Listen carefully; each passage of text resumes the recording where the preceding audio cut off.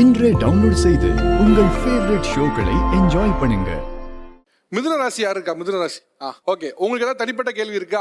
Sir ஒன்றும் இல்லை, எல்லாருக்குமே பிரச்சனை இருக்குன்றது தெரிஞ்சிருச்சு. ஸோ பிரச்சனைகள் என்ன இருக்குன்றது நானும் கடந்து வந்துட்டேன். சார் உங்களுக்கு ஏதாவது ஒரு தனிப்பட்ட நல்லது எப்போ மிதுனத்துக்கு நடக்க போகுது எனக்கு எல்லாரும் அதான் கேட்பாங்க. எல்லாரும் நான் எப்போ வைக்கிறேன்னு கேட்பாங்க. இப்போ வருதுன்னு தெரிஞ்சிருச்சு எனக்கு. I can feel it. So அது எப்போ நடக்க போகுதுன்னு அவங்களுக்கு ஓகே, உங்களுக்கு ஏதாவது ஆபத்து இருக்குன்னு தெரிஞ்சிச்சு. அந்த ஆபத்து இல்ல நல்லது நடக்க போகுதுன்னு தெரிஞ்சிருச்சு எனக்கு.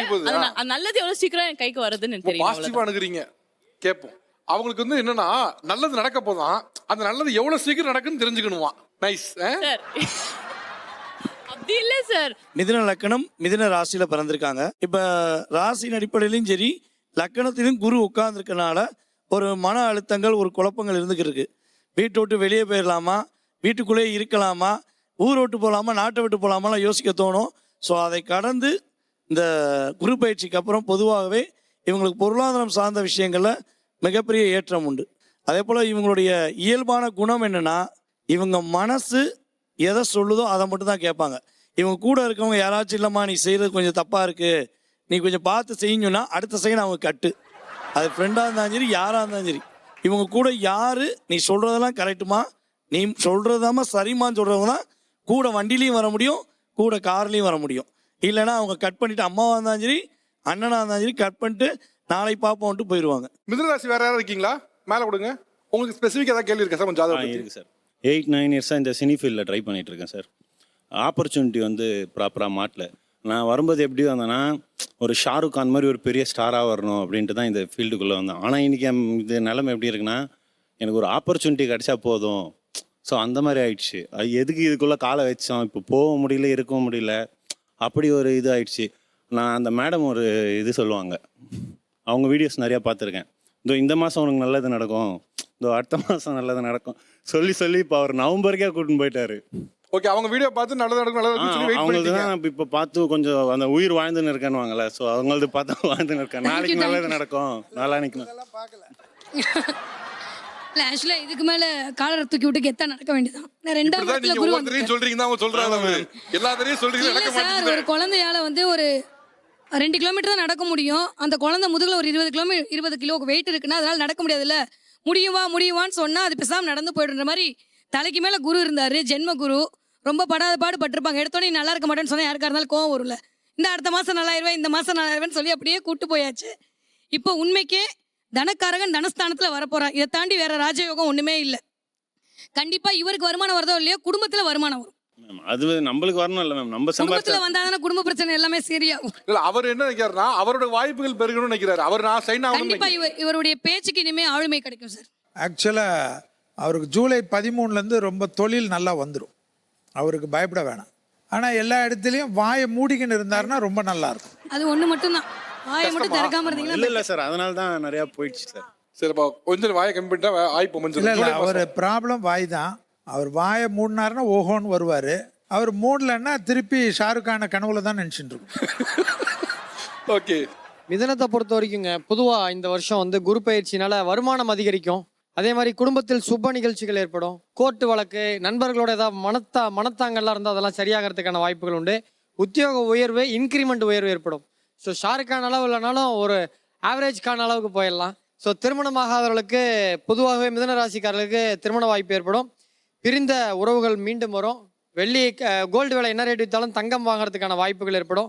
ஸோ குடும்பத்தில் யாராவது ஒருத்தவங்களுக்கு புதுசாக வருமானம் பண்ணுவாங்க. இப்போ நீங்கள் மட்டும் வருமானம் பண்ணிங்கன்னா உங்கள் ஃபேமிலியில் யாராவது ஒருத்தவங்க உங்களுக்கு சப்போர்ட்டிவாக இன்னொரு வருமானம் செய்கிறதுக்கான வாய்ப்புகள் ஏற்படும். கொஞ்சம் இண்டஸ்ட்ரியில் புகழ் கண்டிப்பாக கிடைக்கும். இந்த குரு பயிற்சி முடியறதுக்குள்ளே இப்போ இருக்கிறவங்களுடைய ஃபாலோவர்களோட ஒரு 30% ஹைக் ஏற்படும். சூப்பர். நீங்கள் பரிகாரம் சொல்லுங்கள் சார். மிதுன பரிகாரம் சொல்லுங்கள். இவங்களுக்கான பரிகாரம் அப்படின்னு பார்த்தோம்னா, மிதுன ராசிக்கு அனாதை பிணங்களாக இறந்துடுறாங்க இல்லையா, அவங்களுக்கு ஈம சடங்கு செய்யறதுக்கான செலவு முழுசா ஏத்துக்கிறது மிகப்பெரிய யோகத்தை உங்களுக்கு கொடுத்துரும். ஓகே, ஆதரவு இல்லாம இறந்து போன பிணங்களுக்கு வந்து இறுதி சடங்கு செஞ்சீங்க அப்படின்னா உங்களுக்கு வந்து நல்ல விஷயம் நடக்கும் அப்படிங்கிறாரு. அந்த எள்ளு இருக்குல்ல, அந்த எல்லை எடுத்து தினைக்கு இடிச்சு குப்பையில போட்டுடணும்.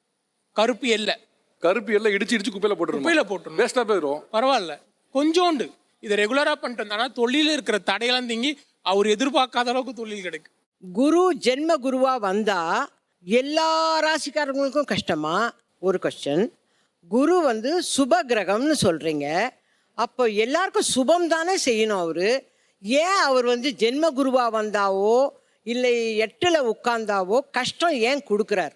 அதே மாதிரி 3வது கொஸ்டின், குருவுக்கு யாரு எதிரி, யாரு ஃப்ரெண்டு? ஃப்ரெண்ட்லி வந்து உச்சம் பெறக்கூடிய ராசி கடகம் தான் ஃப்ரெண்ட்லி. அவருக்கு வந்து பகையாக இருக்கக்கூடிய விஷயத்தில் வந்து பார்த்திங்கன்னா மகரத்தில் நீச்சமாவார். அதே சமயத்தில் லக்னம் தான் லக்னம் தான் மெயின். இப்போ ராசியில் நாங்கள் பேசுகிறதெல்லாம் யார் பேசுனாலும் 30% தான் அது எஃபெக்ட் ஆகும், அது மேலே ஆகாது. இப்போ துலா லக்னத்தில் இருக்கிறாங்கன்னா குரு வந்து நமக்கு நிறைய லெவலுக்கு பாதிக்கும். மிதுன லக்னம் வந்து உயிரை கூட தூக்கிடும். ஸோ இது போல் பாதகத்தை கொடுக்கக்கூடிய ஏரியாலையும் குரு பாவியாக தான் இருக்கார். ஸோ குரு எல்லாருக்குமே நல்லது பண்ணணும்னு விதி கிடையாது. இப்போ குரு கடகத்தில் வந்து இருக்கிறச்ச உச்சமானாலும் ஏற்கனவே குரு வீட்டில் இருக்கக்கூடிய சனியை அவர் பவர்ஃபுல்லாக பார்க்குறனால தான் இந்த வருஷம் உலகத்துக்கு நல்லது இருக்காதுன்னு நான் கண்டுபிடிச்சது. ஏன்னா சனி ஏற்கனவே உலகத்தை போட்டு புரட்டுறச்ச இன்னும் அதிகமான கஷ்டங்களை தான் கொடுப்பாரு. அதனால் குரு பார்வைப்பட்ட சில ஜோதிடத்தில் வந்து டிஃப்ரென்ஸ் உண்டு, நல்லது நடக்கும். அப்படி கிடையாது, குரு யாரை பார்க்குறாரு, எந்த கோலத்தில் பார்க்குறாருன்றது. ஸோ இதெல்லாம் வந்து ஜோதிடத்தில் சொல்கிறது. துலாம் ராசியோட பொது பலன் என்ன சார்? இப்போ 10ல் குரு வர்றதுனால நிறைய பேருக்கு தொழிலில் ரொம்ப பிஸியாக இருக்கக்கூடிய டைம் அது. அதனால் 10 நிறைய தொழில், ஒரு தொழிலுக்கு பதில் 2 தொழில் போகிறதெல்லாம் நடக்கும். ஏற்கனவே ப்ரமோஷன் இல்லை, இன்க்ரிமெண்ட் இல்லை, சிலருக்கு தொழிலே இல்லைன்றவங்கெல்லாம் விசிட்டிங் கார்டு போடக்கூடிய அளவுக்கு வந்துடுவாங்க. அது இல்லாமல் சனி வந்து பவர்ஃபுல்லாக 6th ஹவுஸில் இருக்கிறது ஒரு பெரிய அட்வான்டேஜ்.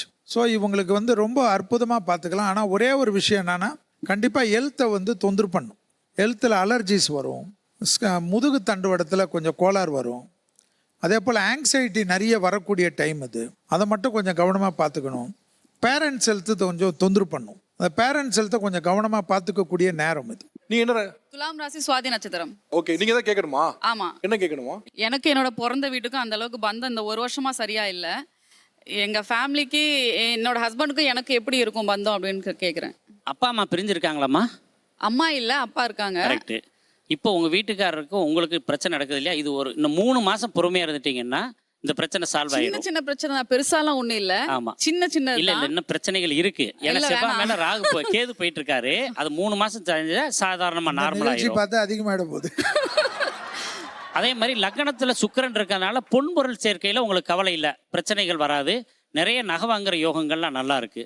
அம்மா வீட்டுக்கு எனக்கும் இப்படியே தான் இருக்குமா? பிரிவுகள் 1 இயர் அப்படிதான் இருக்கு. நிறைய நல்லது செஞ்சிருக்கேன், எதையுமே யோசிக்கல.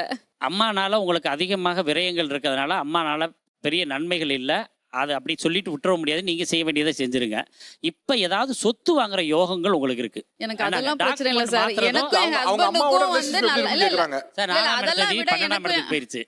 அதனால அம்மாவுக்கு இவங்களுக்கு எப்போதுமே கருத்து வேறுபாடு இருக்கத்தானே செய்யும். அவ்வளோ ரிலேஷன்ஷிப் அவ்வளோ குட்டா இருக்காது, ஒரு மாதிரி இதாக தான் இருக்கும்.